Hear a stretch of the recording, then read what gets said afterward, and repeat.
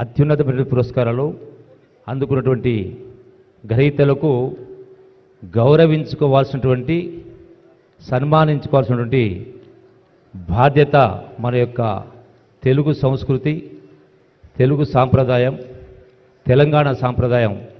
మరి ఇందులో భాగంగానే మన బాధ్యత కాబట్టి పెద్ద ఎత్తున కార్యక్రమం నిర్వహిస్తా ఉన్నాం. ఇందులో ఈ రోజున గౌరవ ఉపరాష్ట్రపతి గారు వెంకయ్యనాయుడు గారి గురించి ఎంత చెప్పినా తక్కువనే. ఈనాడు వారు ఆంధ్ర యూనివర్సిటీలో విద్యార్థి సంఘం అధ్యక్షుడిగా తెలుగు మీడియం చదివి అనర్గళంగా హిందీ, ఇంగ్లీషు, తెలుగు భాషల్లో గొప్ప వక్తగా పేరొంది ప్రసంగ ప్రావీణ్యం, వారి యొక్క వాగ్దాటికి ముగ్ధులైనటువంటి అలాంటి విద్యార్థులుగా మేము కూడా రాజకీయాల్లో రాణించిన వ్యక్తి వైస్ ప్రెసిడెంట్ స్థాయిగా ఎదిగి మరి వారి యొక్క పంచకట్టు నిండైనటువంటి తెలుగుతనం ఉట్టిపడే విధంగా ఉన్నటువంటి మహానుభావుడు.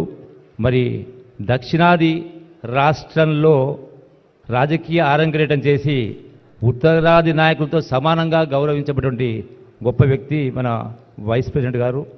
అట్లాగే సెంట్రల్ మినిస్టర్గా 46 సంవత్సరాల రాజకీయ జీవితంలో ఒక సామాజిక రంగంలో సంస్కరణాభిలాషి వారి యొక్క స్వచ్ఛంద సంస్థ ద్వారా, స్వర్ణ భారత్ ట్రస్ట్ ద్వారా ఎన్నో సంక్షేమ అట్లాగే సామాజిక రంగాల్లో, విద్యారంగాల్లో గొప్ప కార్యక్రమం చేసినటువంటి ఒక మహానుభావుడు.